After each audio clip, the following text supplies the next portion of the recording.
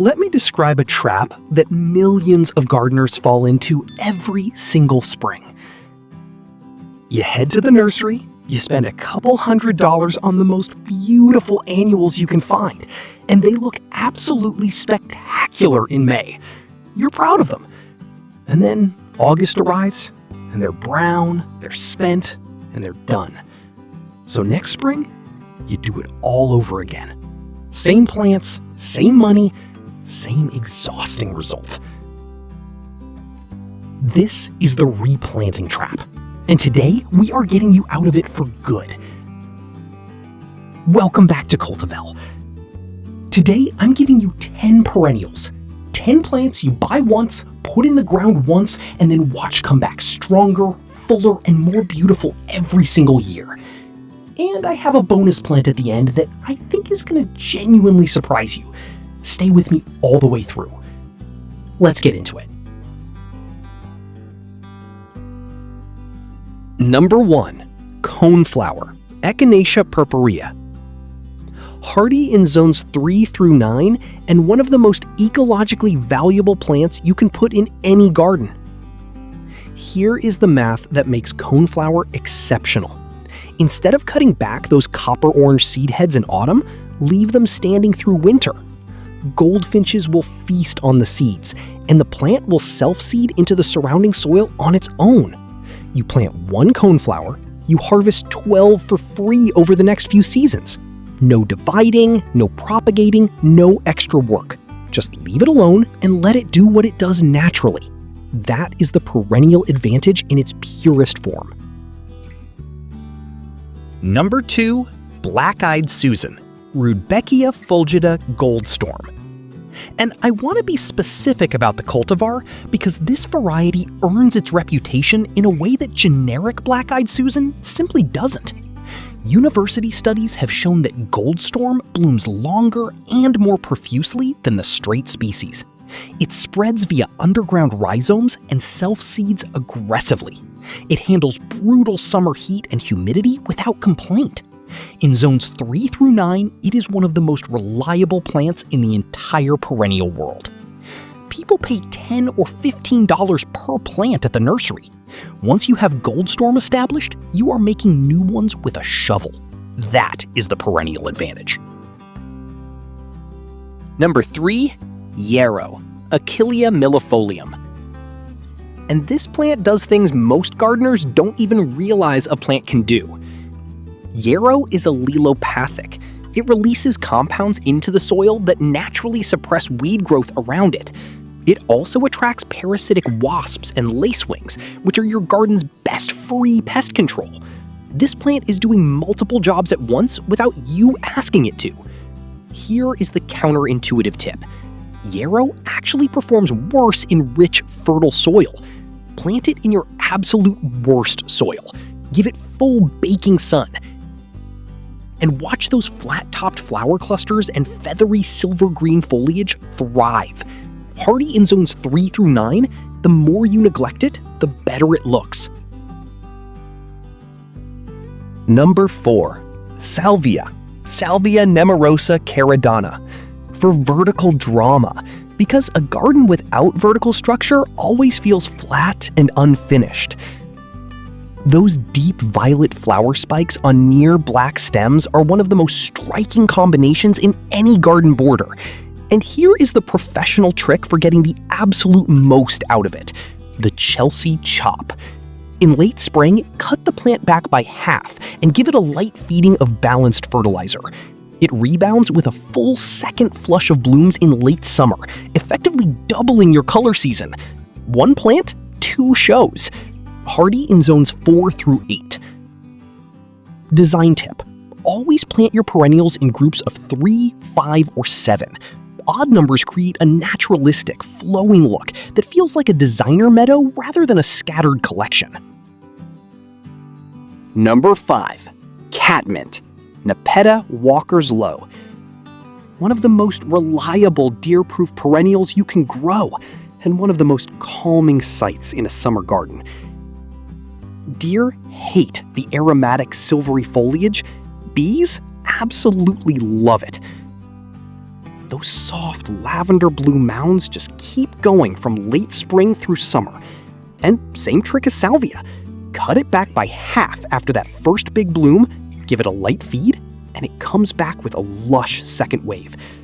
This one plant gives you 2 seasons of color, 0 deer damage, and a pollinator feeding station all in one. Hardy in zones 4 through 8. Number 6. Coreopsis.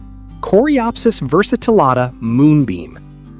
Think of it as bottled sunshine, covered in soft, creamy yellow flowers from early summer right through fall in zones 3 through 9. One non-negotiable requirement: excellent drainage. Poor drainage causes crown rot, and crown rot will kill moonbeam faster than any drought ever could. Give it well-drained soil and full sun, and it will not let you down all season long. Number 7. Astilbe. Astilbe X Arenzi. The plant that transforms the spots most gardeners give up on. Every garden has a damp, shaded corner that feels like dead space. Astilbe is the answer to that corner. Those feathery flower plumes come in deep red fennel, pure white bridal veil, or soft lavender amethyst. Keep the roots consistently moist, and Astilbe will turn your darkest corner into something genuinely magical. Hardy in zones 4 through 9. Number 8. Sedum. Hylotelephium autumn joy. 4-season interest. And I mean actual 4-season interest, not just a plant that looks good for 6 weeks. In spring, fresh apple green succulent foliage. By midsummer, dusty pink blooms.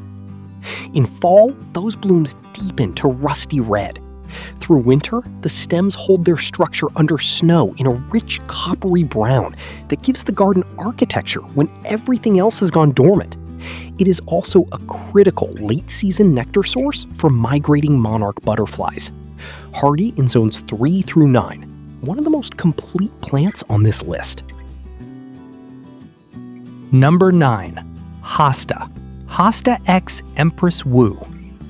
The undisputed king of the shade. Hardy in zones 3 through 9. This variety can reach 6 feet tall and 9 feet wide. It is a statement plant, the kind that stops people in their tracks and makes them ask what it is.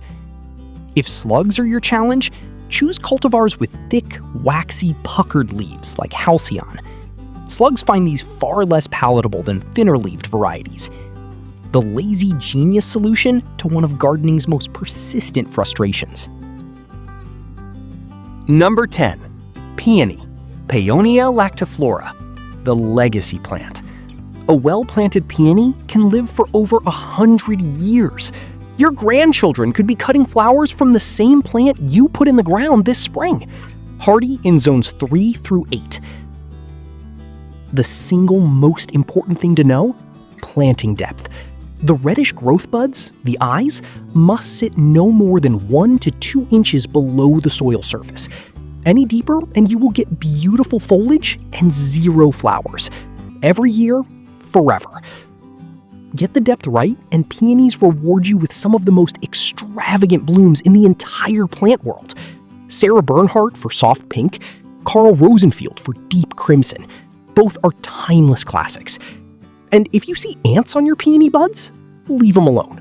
They are harvesting nectar, completely harmless.